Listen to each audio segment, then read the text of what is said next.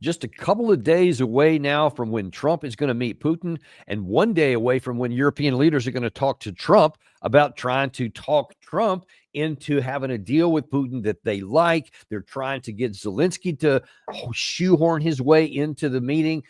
Trump seems to be having none of that.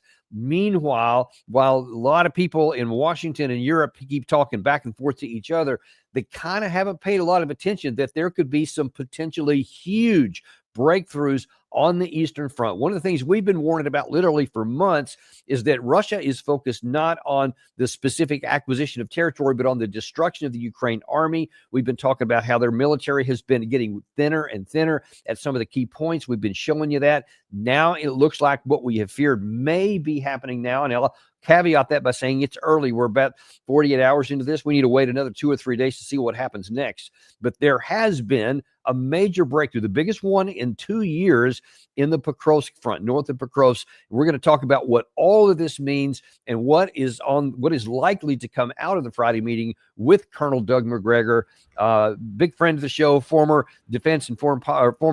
advisor to Secretary of Defense and Foreign Policy analyst, and highly decorated combat veteran. Doug, as always, welcome back to the show. Hey, thanks, Dan. Well, listen, let's just get right to the first part of this. Let's kind of bypass a lot of the noise going on in Washington and Brussels, et cetera, and look at what's happening actually on the ground, because that's where it seems to always matter, because whatever's going to happen diplomatically, pivot off what's real on the ground. Are you surprised by this incursion near Picrosk? No, not really. I think the Russians have, as you pointed out, never been focused on territory, always focused on the destruction of the enemy. And from their standpoint, the good news is there isn't much enemy left on the ground anymore. In recent weeks and months, they've encountered fewer and fewer Ukrainian troops to oppose them, which shouldn't surprise anybody. I think they've just about run out of manpower. When you're starting to raise battalions of boys and old men, you're in pretty bad shape, and that's effectively where they are right now. Now, someone suggested to me recently that perhaps this is timed somehow or another for the summit. I don't think it is. I think they know that they are now in a position to exploit these broken fronts, specifically in, as you point out, in Pokrovsk. I think they're going to be deep penetrations. They're not far from Zaporizhia and the bridge at Zaporizhia. It's still in good repair. I think they'll go there. I mean, why wouldn't they at this point? There's nothing really to stop them. And they're recruiting about 35,000 new soldiers every month. An estimated 150,000 right now are in training and preparation. I mean, the Russians are on top of this. They've got control of everything. They've effectively won the war militarily. The question is, how far do they go? And I think that depends to some extent on what they learn from Trump. Although, admittedly, I don't think they're going to learn much. And for those who may not have seen, because this is still relatively new information, I want to show a couple of shots here from Denis Dvidov, who is a unabashed pro-Ukrainian blogger and war mapper. But he's also one of the more honest when his side is not doing well. And that's the case right here. Here, first of all, he's explaining what did happen in Picrosk.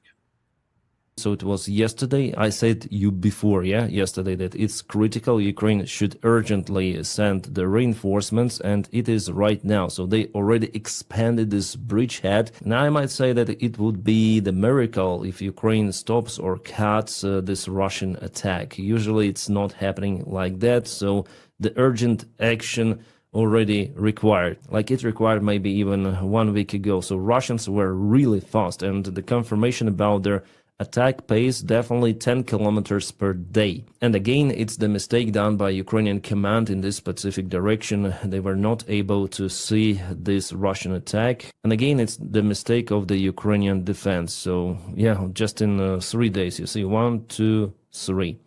Guys, it haven't been like this for a very long time. Moreover, according to my information, and we may see it on the map, we have the reports also from our officers and soldiers on the ground, that Russians already cut the road from Dobropilya to Kramatorsk. And I wonder, Doug, if you can give us any estimation of why that cutting that road is so important between Dobropile and Kramatorsk. Why is it important to the Eastern Front? Well, as we know, that's a logistical line of communication. I mean, they move a great deal of equipment and supplies up and down that road. They move forces up and down that road. When that's cut in an area where you don't have a lot of good roads, I mean, when you go to that part of the world, between cities, you may have one or two asphalted roads. When I say cities, towns, things like that. But there's not much out there. So if you capture this road, that puts the Ukrainians north and south of each other in a very serious position. They can't mutually reinforce. They can't help each other. And they're not likely to receive the supplies, whatever they've got right now, that allows them to keep fighting. So I think we're looking at a desperate situation.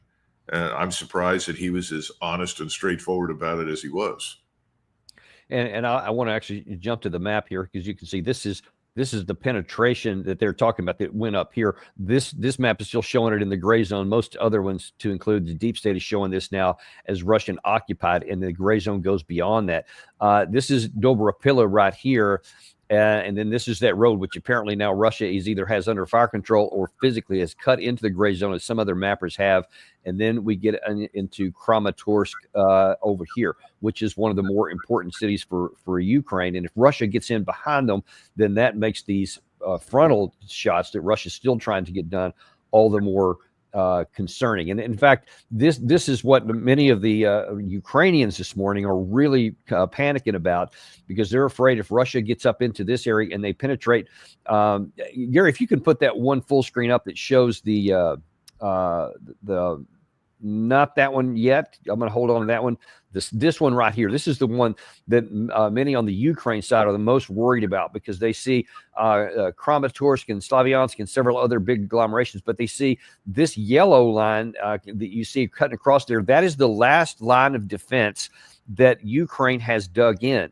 And as we saw when the Russians went up here, there were lines south of that, but many of them were not even manned. And so the Russians actually went through them really fast. The concern is that if Russia fully breaks through here, then, and Gary, if you can pull that one down, let me go back to the map here. This is that the Russians can move through all of this area and basically turn this whole area into a cauldron, which could either starve out or possibly make them surrender or die in place. And if this one gets taken here, this is, I believe this is the Donetsk area. What does that do for the entire Eastern Front, or even really the military of the Ukraine side? Well, I think the Ukrainian army is exhausted. It simply has nobody to put into the field right now. And even if they put someone in, who are they putting in? Well-trained, well-disciplined, well-equipped troops? No, they're throwing cannon fodder into the fight.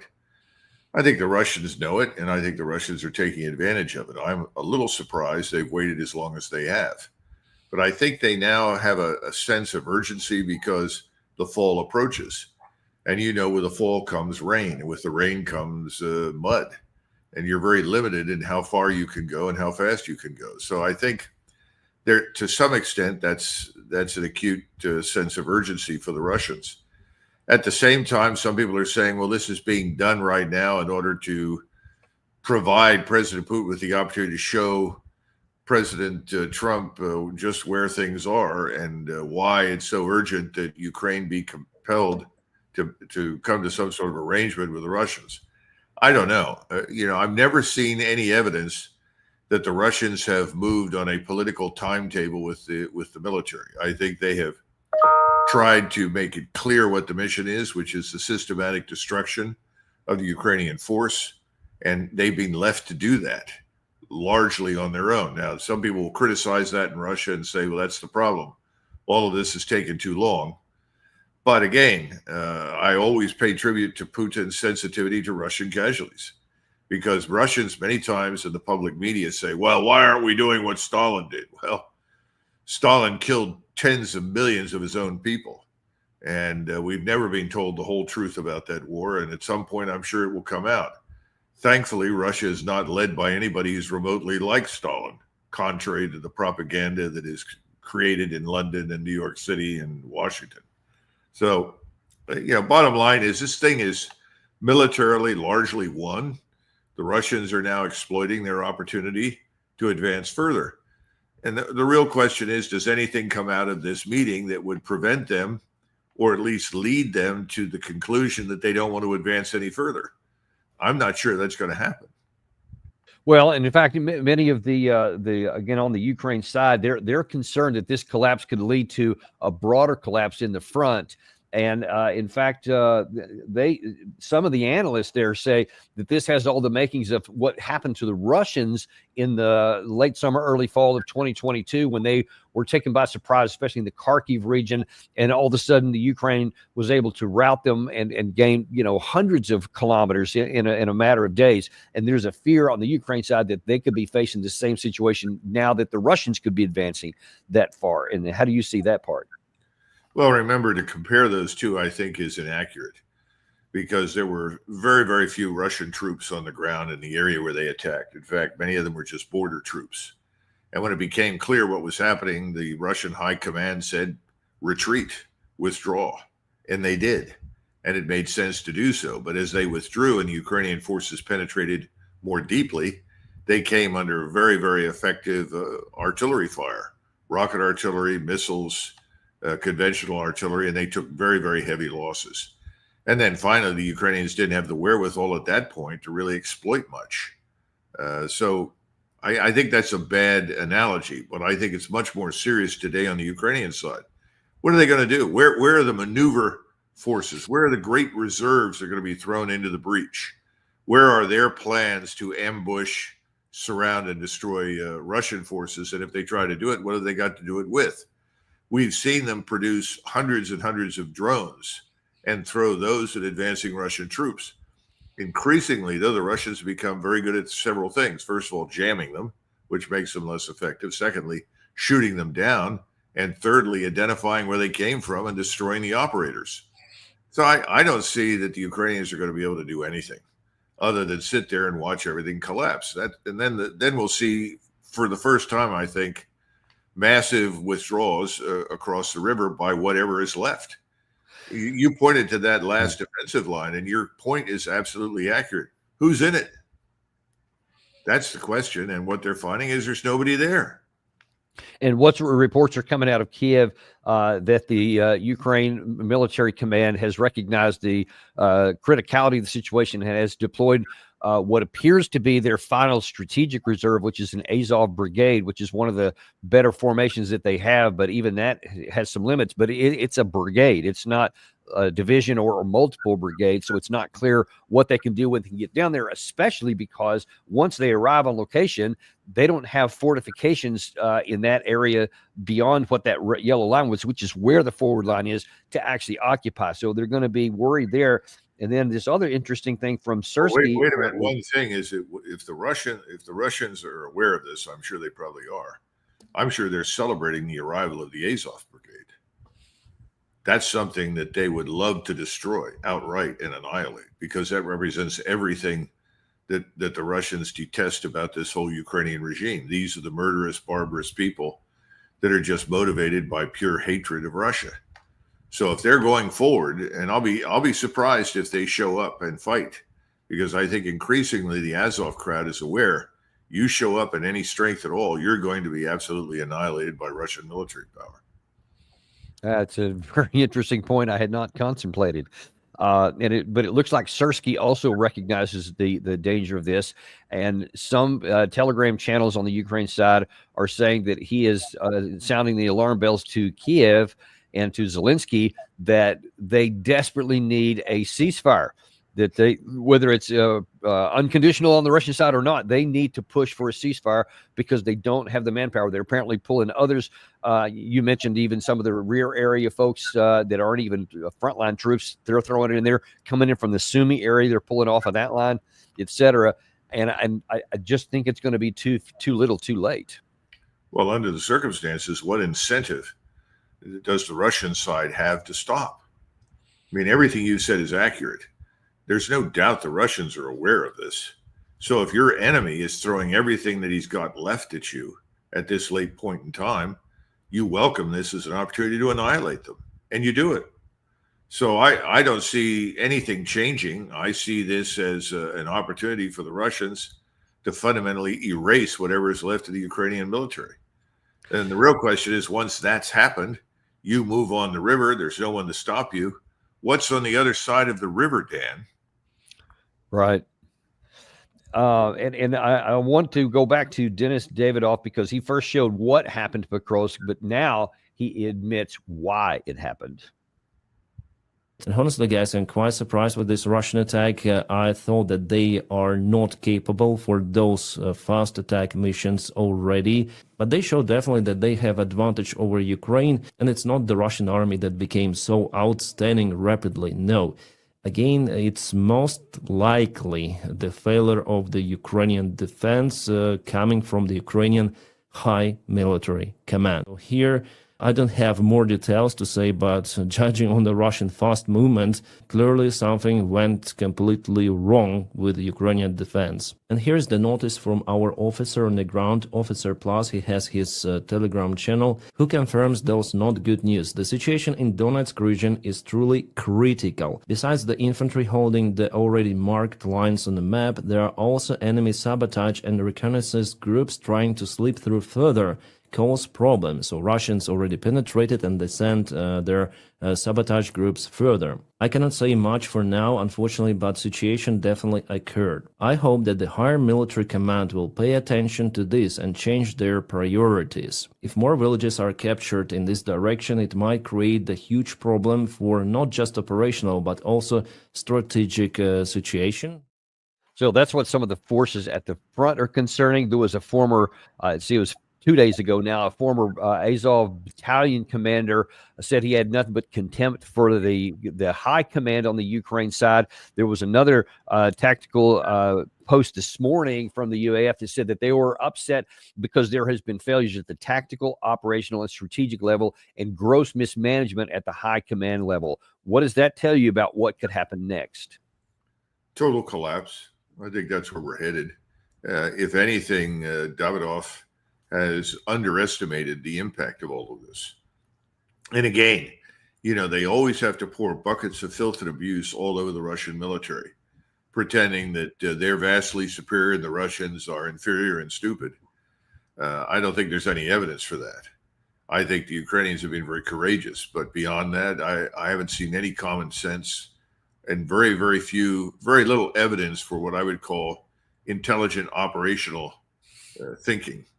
Where the Ukrainians have done well is, I think, on the tactical level, where they depend largely on their own men and their own positions, so they do the best they can. But I've never seen any evidence for really brilliant operational thinking that would make any difference to the outcome of the war. In fact, you can argue right now that all of those forces that they threw into from the Sumy region, that they threw towards Kursk, have all been lost pointlessly. Those forces are, at this point, desperately needed, and they're gone. So again, it's over. We need to understand that. Maybe there's a possibility that some of this truth will penetrate with the president in Alaska, but I'm doubtful.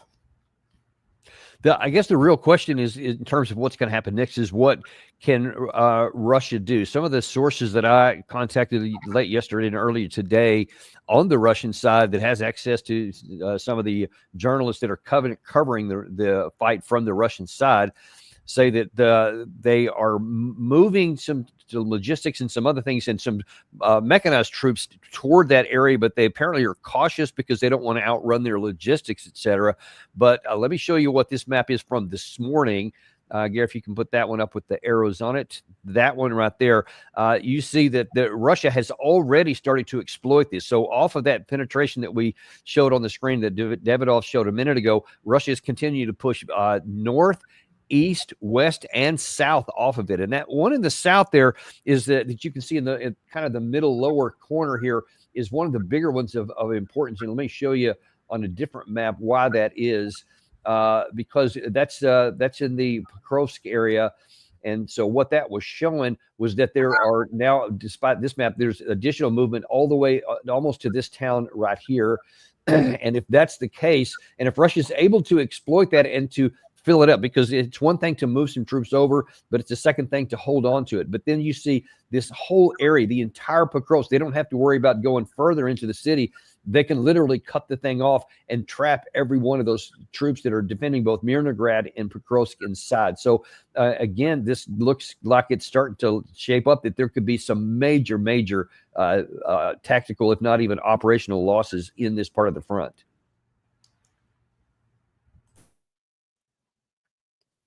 No, I think that's a good synopsis. The thing that I would add, and this is something we've never really grasped, are the distances involved for the Russians. They're trying, it's one thing to defend. And the advantage of the strategic defense, of course, is that you have plenty of time to pre-position logistics, to develop the theater, build the rail lines, improve the roads, and so forth. Now that you're moving further and further west, that's a more challenging operation, especially in an area that is probably something in the neighborhood of between Cincinnati and Philadelphia. I mean, just look at the size of the larger area in which they're operating down there. And that's not the whole front, as you and I both know. This is just southern front at this point. I think the Russians have been very deliberate, perhaps in some people's views overly cautious, but building rail lines, building logistical supply points, moving forces forward carefully to ensure you have the fuel, the ammunition, by the way, the medical infrastructure that you need. The Russians have done a very good job of moving wounded back to areas where they can be cared for and then ultimately return to duty. Almost nobody that's wounded on the Ukrainian side recovers and comes back to duty. That's been one of the problems. How do you get off the battlefield? I mean, who's going to take you to what location? I mean, these people are not fighting with the same kind of developed medical infrastructure and transportation system that the Russians have. So I think the Russians have time, but at the same point in time, they are concerned about the onset of the fall. And I think they'd like to wrap up this larger offensive operation before the first part of September, if they can do it, thinking that the rains are coming. But who knows? And Doug, one of the things I remember you teaching us when we were getting ready to go into Desert Storm was to be ready for, quote, catastrophic success, where you have an unexpected collapse of the enemy and you have to be ready to pursue them. I wonder if you could just briefly talk about the pros and cons of racing ahead too fast if Russia has a penetration here, or being too cautious and not going fast and far enough. Well, we were always extremely cautious during World War II with the Germans. Even when the Germans had no tactical air support and a paucity of artillery, and contrary to popular belief, surprisingly few tanks compared with what we had to throw into the battle. And we were justified in that. And when we were not cautious, when we were not deliberate, we were hammered badly. And so we were very dependent upon air power and artillery power to go anywhere. This time on the Russian side, I think they're in a different situation. Ukrainians simply don't have those things. They have no advantage in firepower, no advantage in strike. That is standoff attack. So I think this is the time for the Russians to seriously consider putting pedal to the metal. Now, they may be worried about fifth columnists, guerrilla warfare behind the lines. I know that that's come up for discussion. That's one of the reasons why they want to systematically vacuum up all the remains of the Ukrainian army. And that's why I've compared their operation to a large vacuum cleaner. You just move forward and everything that's there, you destroy it. It either surrenders or dies, and then you move on because they're afraid to leave anything of significance in the rear. That's reasonable. But at this point, when there's so little ahead of you, it does make sense to put pedal to the metal and go deep. But pulling forward logistics is what you would do first. And I imagine that's what's happening right now. And they've got the time to do it. And they will soon have control of the roads that they need in order to move forward. Well, we'll certainly see. Time is definitely going to tell what's going to happen on that, but all the signs point to a potential for a major Russian breakthrough, and we'll see if it materializes. By the way, somebody told me that for every artillery piece or artillery system of any kind that the Ukrainians have, the Russians have between 15 and 20 systems. Systems, not even just shells, but systems. Systems. Wow. Well, there's no shortage of ammunition, obviously, but when you take that into consideration, why not use those systems to pulverize everything to your front before you go forward? And remember, they have the advantage of precision in a way that they haven't in the past, and frankly, that we haven't. When we went forward 30 years ago, we didn't have the kind of precision that they do today. So bottom line is, I think there's a lot of pressure right now on the general staff to accelerate operations. We'll see what happens. We will see what happens. Meanwhile, we're also going to see what happens on the diplomatic and political fronts because Trump is getting ready to go to Alaska to meet with Putin on Friday. And tomorrow there's a big meeting with European leaders. And apparently Trump is going to get on a telephone call or video conference where they're apparently going to try to convince him that he should do some different things. More on that in just a second. But first of all, I want to take a look at the American side because this is from former Secretary of State Mike Pompeo last night. So when all of this breakthrough stuff was already well known, and heading into this meeting, here's how he views the situation from America's perspective. I'm very glad there's a meeting, and I think the way this has been sequenced for the president's first months in office makes this timing absolutely perfect. President Trump has put real pressure on the Russians. That's why Putin's talking. There's a good reason that Joe Biden didn't get asked for a meeting with Vladimir Putin. He didn't need to. He could continue to roll. Putin knows that he's played out the string. He might try to stiff President Trump on Friday, 96 hours from now. I'd be very surprised because the cost to him, if he does that, will be extremely high. So, yeah, the Putin's his string is run out. What could he possibly have in mind? Why would he say something like that is in complete contradiction to observed reality? Well, it's deliberate fiction. But remember, the people that funded him are also funding President Trump and Lindsey Graham and others. In other words, the same cabal that wants to push us into major war with Iran is absolutely unconditionally committed to the destruction of Russia. So they're paying the bills. Why would he say anything else? It's all nonsense. It's a big lie. First of all, let's get something straight. President Putin did not ask for this meeting. This meeting came at the request of President Trump.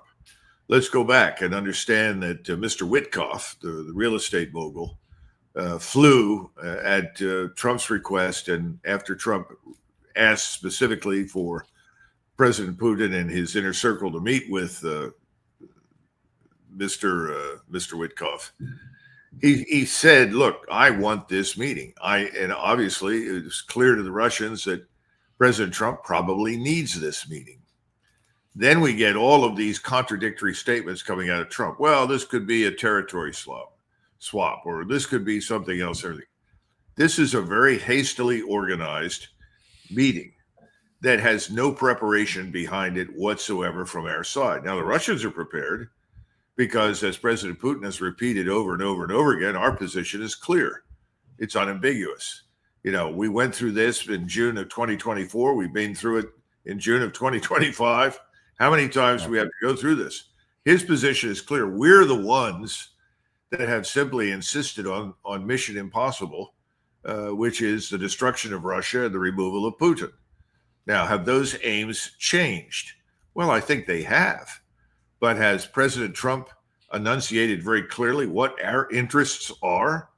Simply saying that our interest is the destruction of the Russians in Ukraine and the loss of Crimea and Russia's perpetual sort of isolation in the world. Those aren't goals. Those aren't even attainable. They don't make any sense. So the question we have to ask ourselves is, what does President Trump really want? And the bad news is, I'm not sure he's sure. Now, what do I mean by that? If you go back and look at other summits that we held during the Cold War, go back before this in World War I, even a conference which was as flawed as Versailles was, there was enormous preparation. People brought out tons of maps.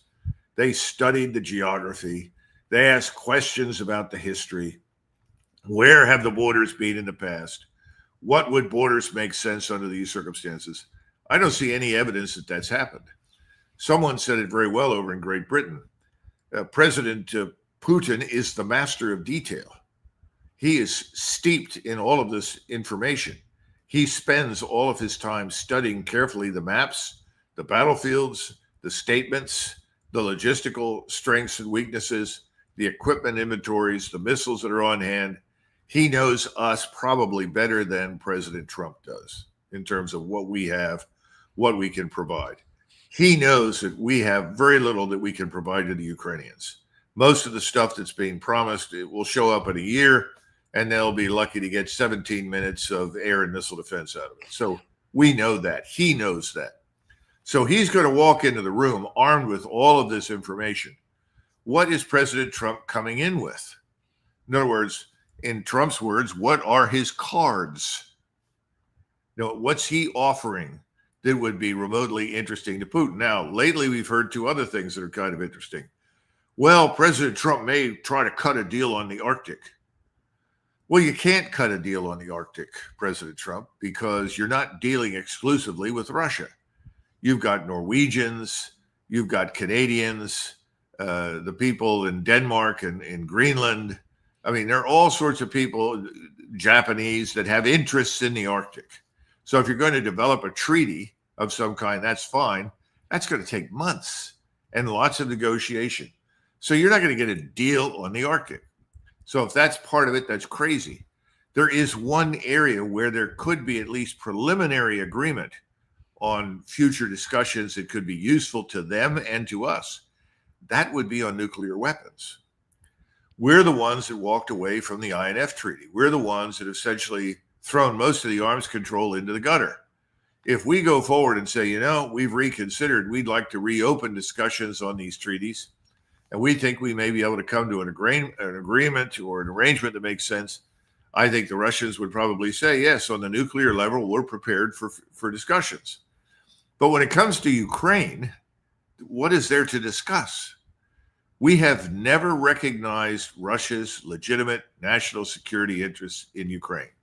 It's like saying it's none of our business who occupies New Brunswick in Canada, or pick an area, Ontario.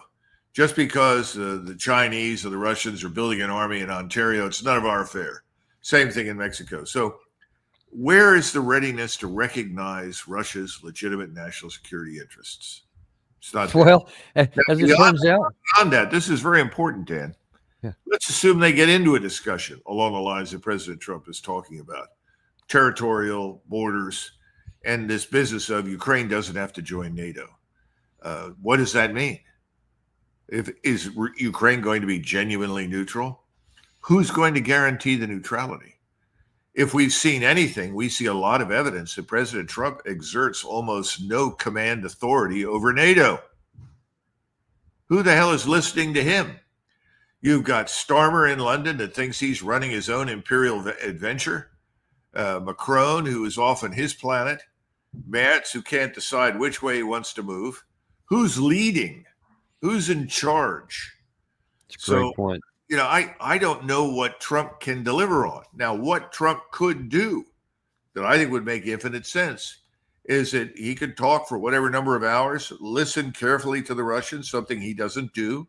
You really need to listen to the Russians, listen to what they say.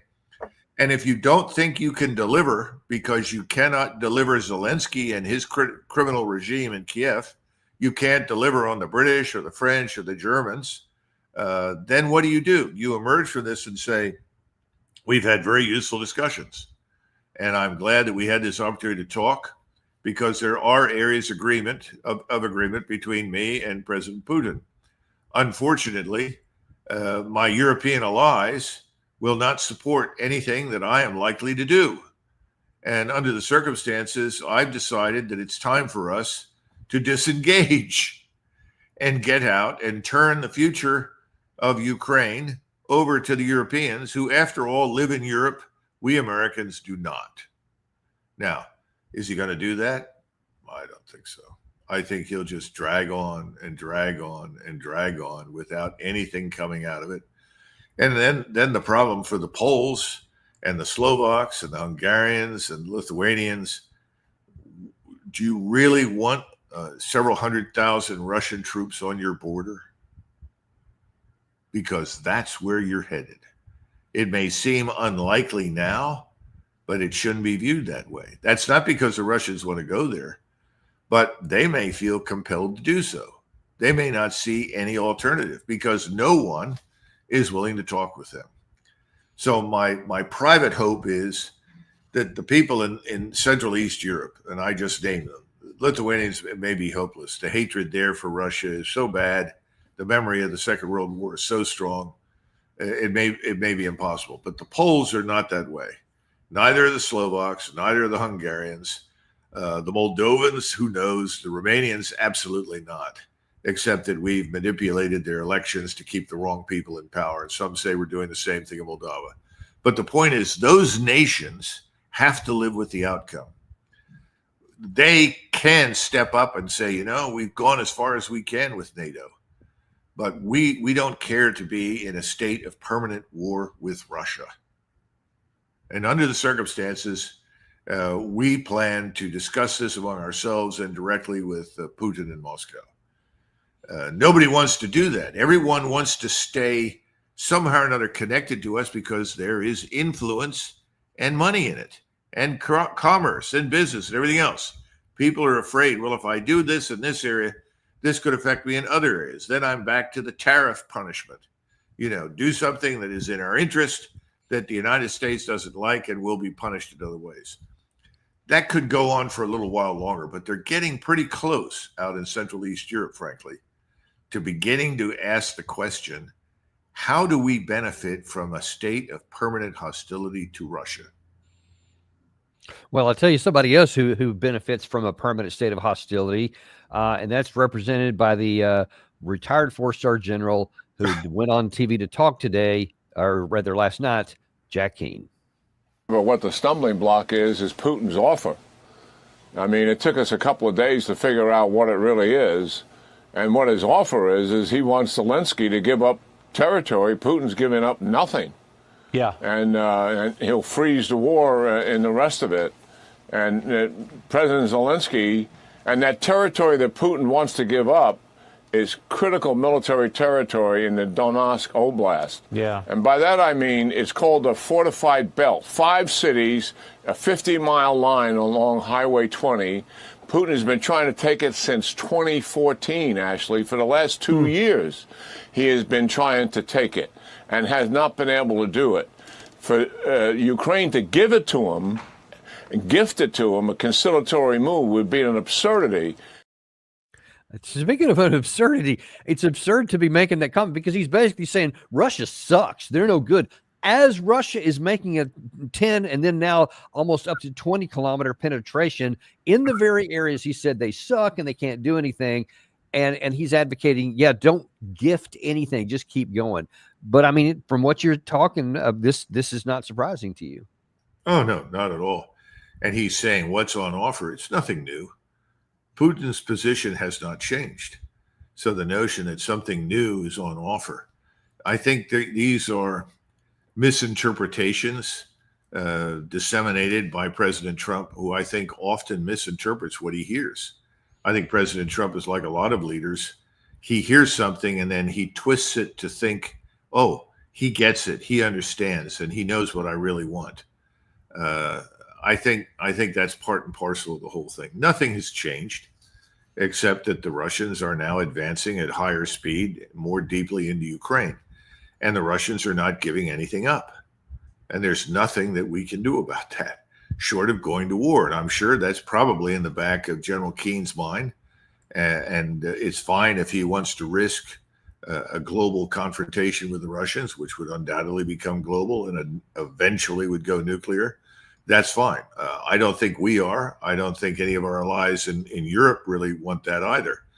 So at the end of the day, his comments are irrelevant. They don't make any sense. Well, it does seem that a lot of people listen to him. It seems to reflect a lot of the European thinking. But you mentioned a minute ago about what Trump's expectations are and what he wants to get out of this, One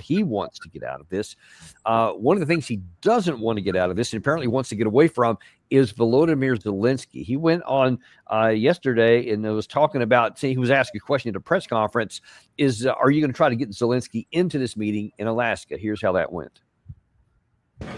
Volodymyr Zelensky is not invited on Friday? He wasn't a part of it.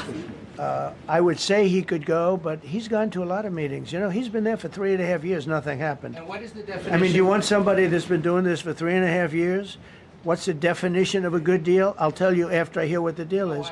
Because there could be many definitions. You know, you're talking about a very large and complex situation. Now, I tell you, the war that I just settled with Azerbaijan and with, as you know, and Armenia was almost as complex as this one, having to do with routes, trade. Meeting on Friday with Vladimir Putin. Well, we're going to have a meeting with Vladimir Putin, and at the end of that meeting, probably in the first 2 minutes, I'll know exactly whether or not a deal can be How will made. you know that? Because that's what I do. I make deals. So I'm sorry, Doug, before you even comment there, that, you know, that's what I do. I make deals, except in the same press conference, he also said this.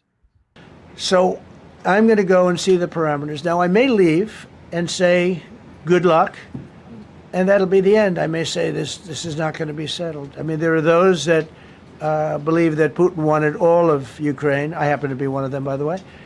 I think if it weren't for me, he would not be even talking to anybody else right now. So I'm then going to call up President Zelensky and the European leaders right after the meeting, yeah. And I'm going to tell them what kind of a deal. I'm not going to make a deal. It's not up to me to make a deal. Wait a minute. It's not up to me to make a deal, or that's what I do. I make deals. What do you make of that? Well, the Azeri Armenian deal, quote unquote, is not meaningful. First of all, the parliaments of those respective countries have to approve of the so-called deal that was signed in Washington with Trump, Aliyev, and Pashinyan.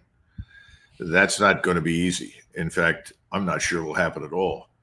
Secondly, that deal has now been denounced, of course, by the Iranians, who see this as another attempt to encircle Iran, effectively as an act of war. Finally, the Russians, who still have troops on the ground in Armenia, by the way, have viewed this with considerable sort of curiosity, since they were the ones that were initially asked to go into this corridor. This is before they renamed the Zangzur corridor, the Trump corridor of prosperity, influence, and perpetual peace, or whatever the hell it is. So I would dismiss out of hand that whole nonsensical thing. I don't think it has any staying power. And that's the other issue. What's our staying power, ours as Americans, in all of these distant places? It's weaker now than it has been, certainly in 50 years. And if Eisenhower were president, he would have said, you're out of your minds. We can't possibly manage it. We can't run it. We can't protect it. Good luck. Remember, Eisenhower was the man that wanted to neutralize as many of the states in Eastern Europe as possible, because he said we could never possibly defend them. So that's one of the reasons you got the Austrian State Treaty. The Austrians did the negotiating, but Eisenhower supported and said, yeah, we can't defend Austria against the Soviets. Impossible. So I don't think President Trump is aware of any of that. And I think he will always declare anything that has a picture of him on it as a huge success story. That's his nature. That's marketing. That's how you make money in New York City. Whether or not it's real is absolutely unimportant. Finally, he's going to talk to the Europeans. That's fine. What difference will that make? Well, it could make some difference, because our experience with President Trump is that he's influenced by the last people he spoke with. And the Europeans certainly know how to coddle him, how to make him feel good about himself, how to flatter him. So they could persuade him of all sorts of things before he goes into that meeting. I would hope not, but I'm afraid that's true. And that's the problem with who commands NATO. And I think NATO is essentially a herd of cats, and the cats wander off in any particular direction they want at any given point in time. Now, some of the cats further east and south are afraid. And so they listen carefully, and they're trying desperately to do what they think we want them to. But they're beginning to wonder about the wisdom of it, doing anything we say.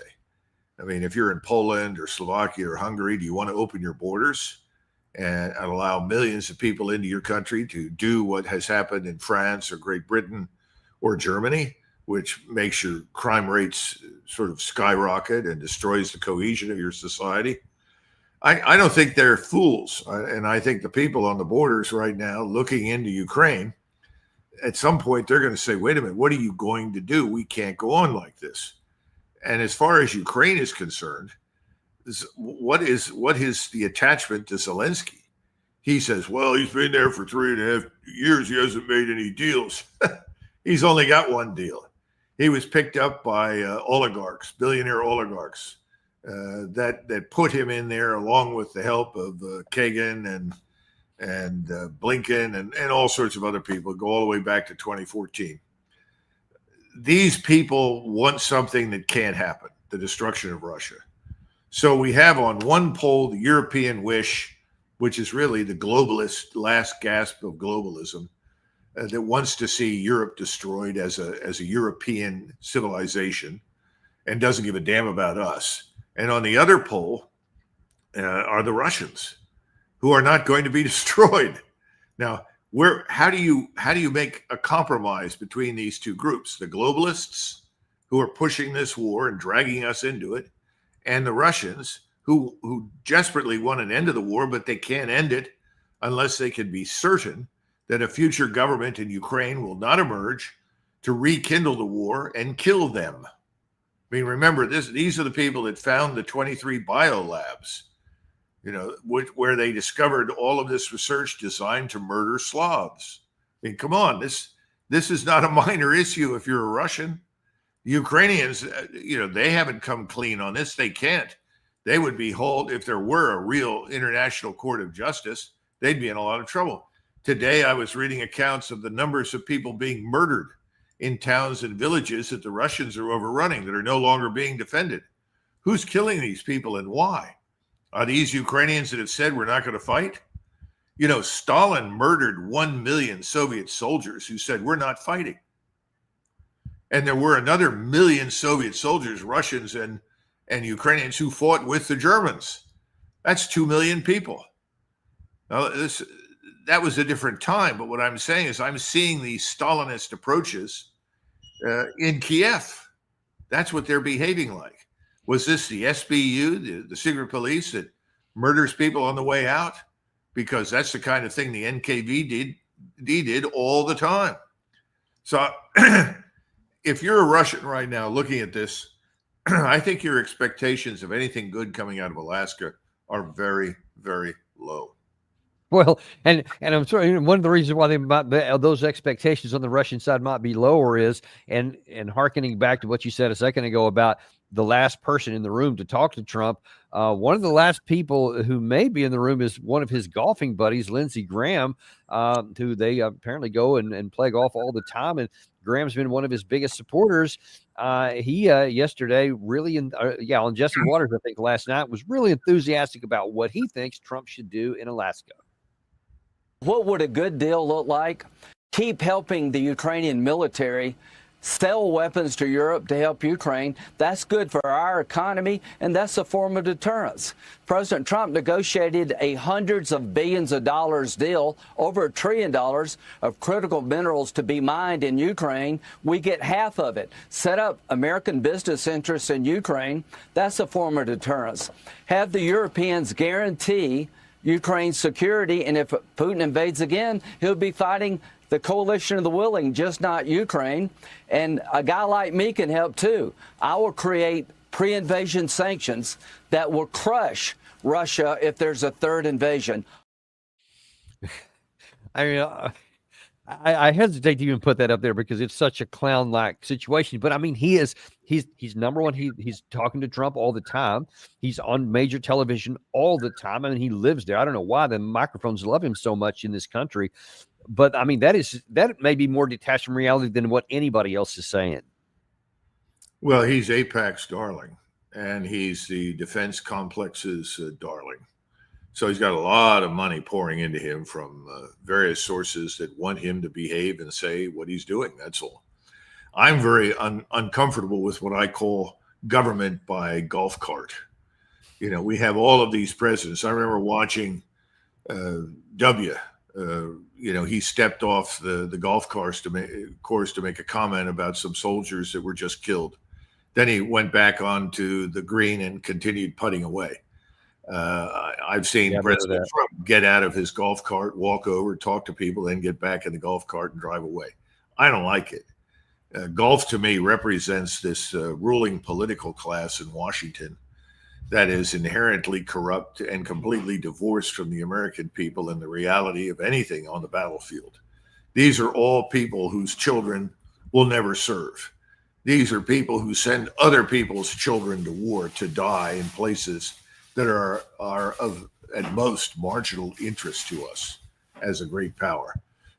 So you've got to understand that I feel personal distaste for people like this. I don't like it. I'm sick of it. I want to see it end. That said, everything he said was absurd. It makes no sense at all. It's all part of the big lie. It reminds me of General Westmoreland traveling all over the country, all through 1967, 68, telling everybody we've turned the corner. We're on the winning side now. Sort of like Petraeus in Iraq. Yeah. Same sort of business. In Afghanistan. And then what did we get? We got the Tet Offensive. Everyone's embarrassed. The American public then, I think, was a little more conscious of what was happening because we had lost thousands of people in Vietnam. In other words, the American public itself was emotionally invested in what was happening. Right now, the American public doesn't appear to be remotely invested in Iraq, in Ukraine or anywhere else, because we haven't lost people that they can point to as their own. Yeah. That's a big problem. So people like Lindsey Graham, he can go to his people at home, and I've been in South Carolina, great people. I love them. But there are a lot of people there willing to say, well, we got to bomb those men. We got to bomb these people. Why? Do you know any of them? Have you ever been there? Do you know anything about it? And the answer, of course, Dan, is no. But there's a predisposition, and this has developed over the last 30 years. It's developed since Desert Storm. Remember, the Gulf War was this big victory, and everybody above us was surprised. We weren't, because we knew the quality of the soldiers and the sergeants, lieutenants, captains, warrants, and the equipment. But everybody above us was really surprised. Well, the politicians in Washington were surprised and said, great, now we can take this force anywhere we want to go. And I actually sat with members on the Hill that told me, well, thank goodness we don't have a draft anymore. Nobody cares what happens as long as you don't lose too many people in one day. And I sort of sat there, and I was in uniform, and I sat across from this congressman who said it. I said, well, that's interesting. It's good to know that if I should be killed next week, It won't be a problem for you. Sleep over it. Obviously, I think that's part of the problem too. And there's no understanding of our playing with fire. And this is the final thing that needs to be kept in mind. When you look at people in Moscow, the man who understands the most about the West and is most inclined to work with the West is Vladimir Putin. Now, once you move away from him, the attitude there is very much Dostoevsky's back in the 1870s and 80s. Dostoevsky reached a conclusion. The Europeans don't regard us as Europeans. The Europeans don't like us. They treat us badly. We've wasted a lot of blood and treasure on Europe. We are at least as Asiatic as we are European. We should focus elsewhere. Well, that was Dostoevsky, and that's what, not 200 years ago, but 150. That's the attitude in Moscow increasingly. That's why these threats of sanctions and everything else, they don't mean anything anymore. They can get around those. They've understood that, and they're building parallel institutions. The Russians, the Chinese, the Indians, the Brazilians, all these states are beginning to develop a parallel system. And what you're ending up with, again, is a split in the world between the United States, North America, you could say, but principally us and Europeans, West Europeans primarily, and the rest of the world. I mean, it's kind of astonishing when you stop and think about it. And nobody seems to understand or appreciate any of that in the United States. And he's talking about all these mineral resources. Well, we knew that Russia, before this war even began, probably had somewhere between 40 and 50 trillion dollars, in resources, mineral resources. oil, gas, timber, everything. It wasn't just what's in the Donbass or the Donetsk Basin, the entire country of Russia. All of a sudden now, we're being told we have to fight for what's in Donetsk and Luhansk in the Donbass Basin. And we can't let the Russians have this. Oh, wait a minute. You know, that's like the Russians saying, well, we need to go back into Alaska and get access to all that oil and gas and all the mineral wealth that's in Alaska, because we just can't let those Yankees have it. And good luck with that. That's crazy. It's insane. It makes no sense. Americans aren't listening to the craziness, the stupidity, and the lies that are coming out of these people's mouths. They really need to listen. But Dan, I don't think they are. And part of it is I don't think they know, because when that's the only story that they hear, and they hear Lindsey Graham 50 times in 20 days, some of them just come to believe what he's saying without any knowledge. In the last few minutes we have here, I want to look on the other side of the pond here, and then the other side of the negotiating table for Trump on our side, and that is the Europeans, because there's going to be a big meeting tomorrow where apparently they're going to try to get Trump on the phone or on a VTC video teleconference. And you keep mentioning that issue about whoever's in the room. And if I think that this was intentionally designed just 48 hours before the Trump-Putin meeting, that Europe wants to go in and try to get Trump to go to their side. Here's what they're saying. Gary, if you can put that full screen up. This is a Wall Street Journal. Europe's red lines, interesting use of that phrase here, include stressing that a ceasefire must be the first step in a deal, and that any territorial exchanges must be reciprocal and based on current front lines, and that a long-term security guarantee for Ukraine, and a code for NATO. They said European leaders also plan to make a final push to persuade Trump he should allow Ukrainian President Volodymyr Zelensky and other European heads of government to participate in the meetings with Putin. I don't see any chance that any of those things would even be considered in Moscow, much less a European red line. I mean, what does that even mean? Well, in the absence of American military power, it means nothing. And that's what President Trump needs to bear in mind. That's something he understood when I last talked to him back in November of 2020. He understood that very, very well. The Europeans can't enforce any red lines. We're the ones that are expected to enforce those red lines. We're back to American military power has to be on call to enforce red lines that the Europeans have developed for Ukraine. Think about that. Does that make sense? No, it doesn't make any sense. Not for us. That may be General Keene's view. That may be Lindsey Graham's view, because I don't know who they're invested in. To the point where, well, you know, everybody on the Hill has all this insider information and makes lots of money in the stock market. Maybe they figure if this goes their way, then they'll make lots of money as a result. I don't know.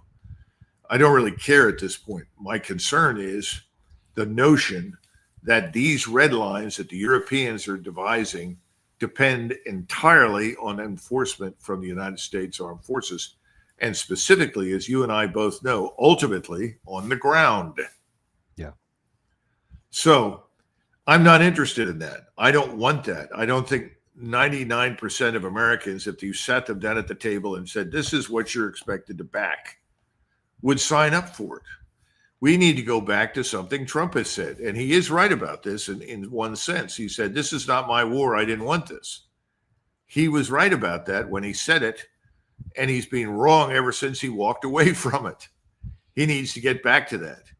And he ought to come out of this meeting, I think, with nothing, frankly, because we can't get anything. We have nothing to offer. And the Europeans are making sure that whatever he does, whatever compromise he offers, is unacceptable to them. At which point in time he needs to say, it's your show. It's not our show anymore. I'm pulling the forces out.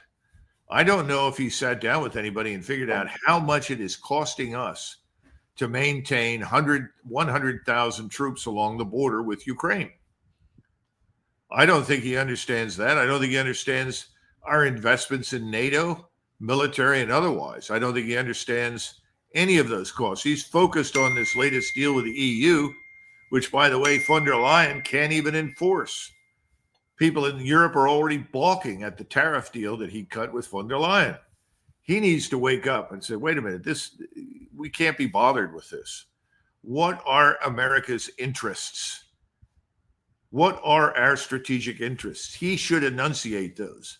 And if he tries to stand up in front of the American people and say, it is our strategic interest that Russia be destroyed in eastern Ukraine, he's going to be laughed off the stage. Who cares? Nobody wants anything to do with that.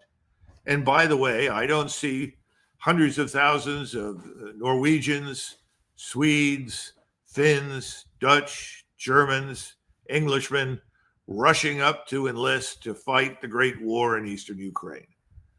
I wouldn't hold my breath if I were Donald Trump waiting for that to happen. So his notion of you got to spend at least 5% on defense, forget it, Donald, forget it. These people aren't going to do a damn thing.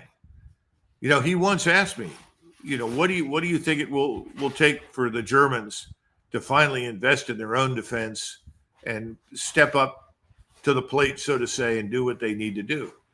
And I said, we have to leave. And he looked at me and he said, I think you're right. That's the truth. He needs to go back to that. Go back to the basics. He was right in 2020. He was right in his first term about everything he said regarding NATO. He needs to get back to that. This is a dead end, and he needs to turn around and get off the dead end street. Well, and the final question I got for you here regarding Friday, what do you think the prospects are that Trump is going to accept coming away from any kind of a meeting where Putin says what all evidence indicates he's going to, which is everything I said in June of the last summer is still implied here. And unless you guys all withdraw from all of the 4 oblasts, the administrative borders, we're just going to keep fighting. How does Trump come away with that and not look bad, or how do you think that would affect Trump? Well, first of all, I don't think it makes him look bad at all.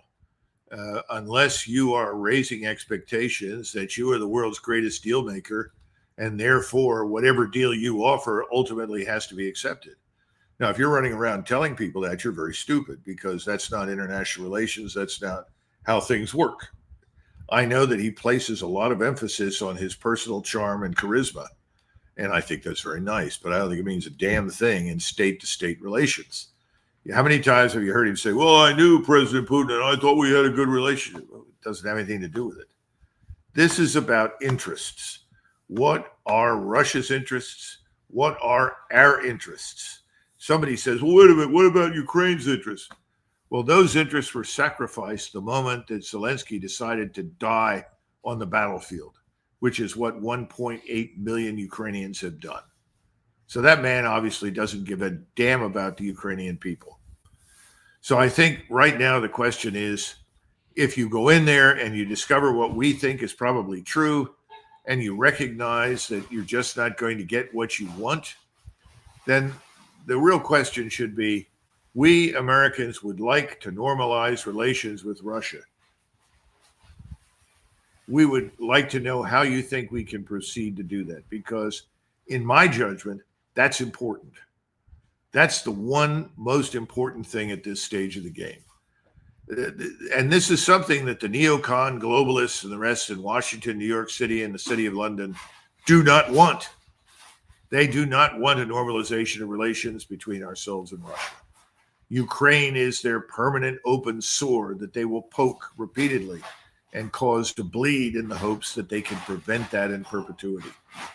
He has to be smarter, and he has to stay. Look, we've gone as far as we can go. I, as president of the United States, can go no further. I am urging my NATO partners to sit down and talk about this, not just with Mr. Zelensky, but with President Putin, because this is a European matter to be settled by Europeans. That's what I would do. And I would get the hell out of there, along with all of our troops. There's nothing for us to do there anymore. We don't want to fight a war with Russia. The Russians know that. The Russians don't want to fight a war with us. We know that. So let's stop the charade. Let's just end it. We're good. We're leaving, you know. And, President Zelensky and Mr. Starmer and Mr. Macron and Mr. Merz, his three biggest supporters, they can all sit down and huddle with him and reach some sort of conclusion regarding how they wish to proceed with Russia.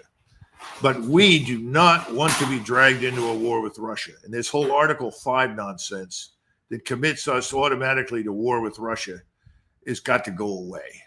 This is the sort of stupidity that led to the First World War. Remember, we had all these alliances, the two alliance systems. Everything was, on hair trigger. And so suddenly war begins and everyone piles on. This sort of thing is the last thing in the world that we want. It should be the last thing in the world anybody wants. It's time to be rational, come to terms with reality, and end this thing for us. And I'll guarantee you, once we end it for us, it won't be long before the European governments turn over and change, and you get an end to this war. Well, that can't come soon enough, and I hope that's exactly what comes out of this meeting in Alaska. The worst thing in the world could be for just the perpetuation of the war and the extension of the suffering of the Ukrainian people. We'll just have to watch and see what happens, and I hope that President Trump has the courage and the wisdom to make the decisions that you suggest. We'll see. I guess we'll see. We will. And thank you very much, though, for coming on. And as always, loved talking with you. And then all these things you can illuminate for us in ways that most people don't in television in America today. And we appreciate you guys coming on and joining us today as well. We always appreciate you. I ask you to like and subscribe if you haven't done that. Also, to remind you, let your friends know that if they prefer to get their information via podcast and on audio, they can go to Apple Podcasts, Spotify, Podcast Addict, type in Daniel Davis Deep Dive, and they will find us there. We're also on the written format now with DanielDavisDeepDive.substack.com. You can also go there because a lot of your friends may like it in the written form. We want to make sure that the kind of truth and the deep analysis, the accurate analysis that you're getting on shows like this, make sure your friends get access to it as well, because they'll appreciate you for it. Thank you very much. We'll see you on the next episode of Daniel Davis Deep Dive.